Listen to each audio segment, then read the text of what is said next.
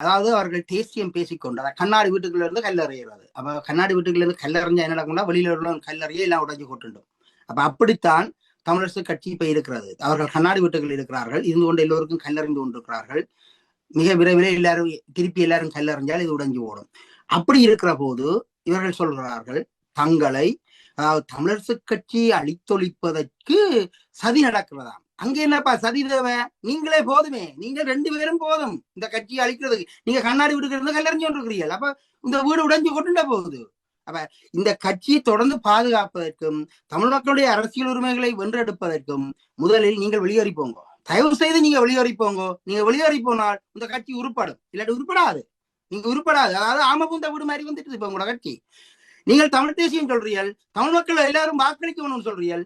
அதாவது ஜேவிபிக்கு எதிராக வாக்களிக்கணும் நீங்க சொல்றீர்கள். அதாவது என்பிபி கட்சிக்கு எதிராக வாக்களிக்கணும் நீங்கள் சொல்றீர்கள். ஓம், ஏற்றுக்கொள்றோம், வாக்களிக்கத்தான் வேண்டும்.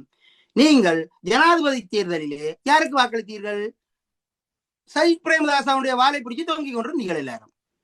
அதனாலதான் இவ்வளவு பிரச்சனை வந்தது. நீங்கள் ஜனாதிபதி தேர்தலில் தமிழ் மக்களுடைய வாக்குகளை ஒன்று குவிப்போம் என்று சொல்லி சிவில் சமூகம் முன்வந்த போது அவர்களுடன் நீங்கள் ஒத்துழைத்திருந்தால் இன்றைக்கு இந்த நிலை வந்திருக்குமோ? இப்படியான ஒரு சீர்கேடு வந்திருக்குமோ?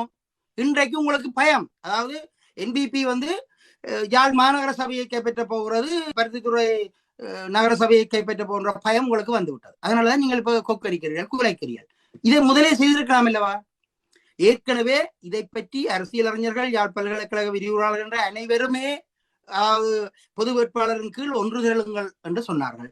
நீங்கள் அந்த பொது வேட்பாளரையும் கட்சியிலிருந்து துரத்தி அதுக்கு ஆதரித்தவர்களை இப்ப துரத்துவதற்கு வேலை செய்து கொண்டிருக்கிறீர்கள். இப்ப நீங்கள் இந்த இவ்வளவு நெருக்கடிக்கு பிறகும் நீங்கள் ஒரு இதய சுத்தியோடு நீங்கள் மனந்திருந்தி குணப்படுவீர்கள் என்றால் நீங்கள் குணப்படவே இல்லை. ஏனென்றா இப்ப திருவோணமலை கோதாசனுக்கு ஆதரவாளர்களுக்கு எல்லாம் நீங்கள் கடிதம் எழுதி கொண்டிருக்கிறீர்கள் கட்சியில இருந்தோண்டு. அப்ப சிவிக சிவஞானம் அவர்களை உங்களை மன்றாடி கேட்கிறேன், நீங்க விட்டுட்டு போங்க.